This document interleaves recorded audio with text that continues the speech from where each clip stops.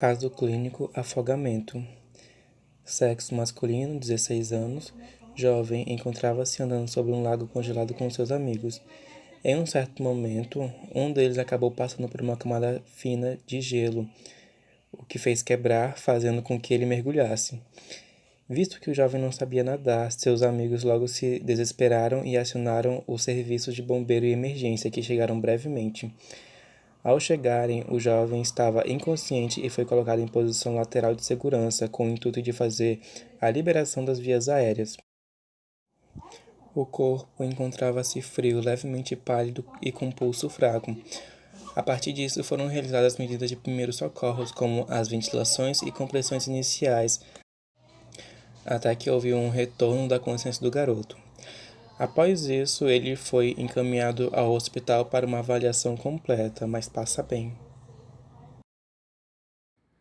Caso clínico: engasgo. Um menino de 2 anos é levado ao serviço de emergência por ter sofrido um episódio de engasgo. O paciente ficou brincando com bolinhas de gude na sala enquanto a mãe se ausentou por alguns minutos. Ela voltou correndo ao ouvir o filho engasgar e tossir.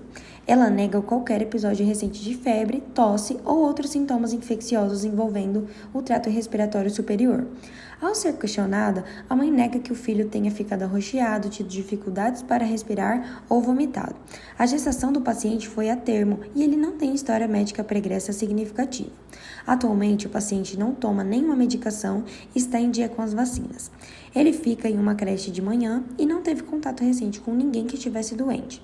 Ao exame, sua temperatura é de 37,7 graus Celsius, a pressão arterial está em 93/55, a frequência cardíaca é de 105 batimentos por minuto, a frequência respiratória é de 24 e a saturação de oxigênio está em 98%, sob atmosfera ambiente. O paciente brinca ativamente e está alerta. O único achado relevante fornecido pelo exame do paciente é o engasgo intermitente. Ele não apresenta retração intercostais nem uso de musculatura auxiliar. Hipótese: o paciente é um menino de 2 anos que provavelmente engoliu um corpo estranho, bolinha de gude. Quais são as potenciais complicações desse paciente? Estreitamento do esôfago, perfuração, mediastinite ou peritonite, abscesso paraesofágico, tamponamento cardíaco e fístula artotraqueosofágica. Qual é o próximo passo mais apropriado? Como a criança está estável, obter uma radiografia para localizar o corpo estranho. Os pacientes que engolem corpos estranhos podem permanecer assintomáticos ou podem estar em extremis, embora a maioria dos objetos atravesse o trato gastrointestinal sem dificuldade. É importante identificar os pacientes que requerem observação e que precisarão de intervenção. Agora iremos estudar sobre a compreensão dos sinais vitais. Os sinais vitais evidenciam o funcionamento e as alterações da função corporal. Entre vários sinais utilizados nos exames clínicos, destacam-se pressão arterial, o pulso, temperatura corpórea e a respiração. Sendo indicadores das condições de saúde de uma pessoa, vão fornecer dados básicos que podem ser utilizados para determinar intervenções que virão a seguir. Alguns fatores que podem alterar os valores dos sinais vitais são temperatura ambiental, sono, repouso, idade, uso de medicamento, fator hormonal e entre outros. Já o pulso é o mais verificado habitualmente, mas existe grande diferença de acordo com a condição ou idade do paciente.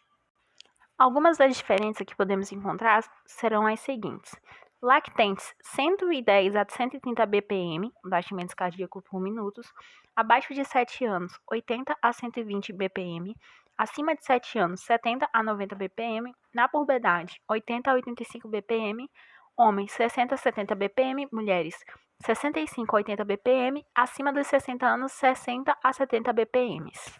Os principais locais de aferição do pulso estão entre o radial, carótida, femoral, popliteia, pedioso, tíbia posterior.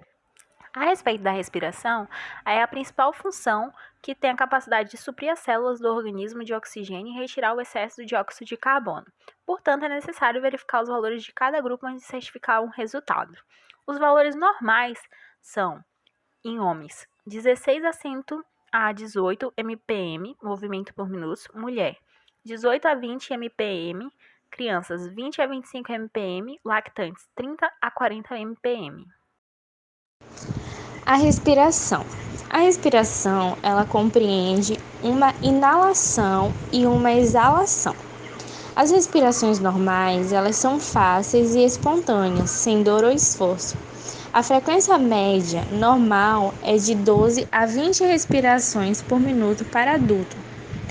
Coloque a mão no tórax da vítima e sinta o movimento. O tórax, ele deve se elevar pelo menos 2,5 centímetros em cada respiração.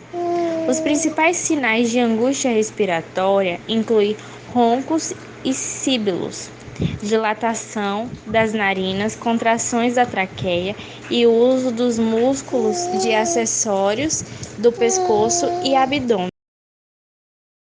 A temperatura é a medida do calor do corpo, sendo equilíbrio entre o calor produzido e o calor perdido. O tempo para que possamos verificar a temperatura correta de um paciente varia de 5 a 10 minutos através do termômetro. É considerada a temperatura normal menos 36 graus Celsius a 37 graus Celsius, existindo algumas observações. Por exemplo, uma temperatura ciliar, ela varia de 36 graus Celsius a 36,8 graus. A inguinal é 36 a 36,8. A bucal é 36,2 graus a 37. A retal é 36,4 a 37,2 graus. É considerada hipertermia 41 graus Celsius ou mais. Febre alta 39,5 graus Celsius a 41. Febre 37 a 39 graus Celsius. Considerada temperatura normal 36 a 37. Hipotermia 35 ou menos.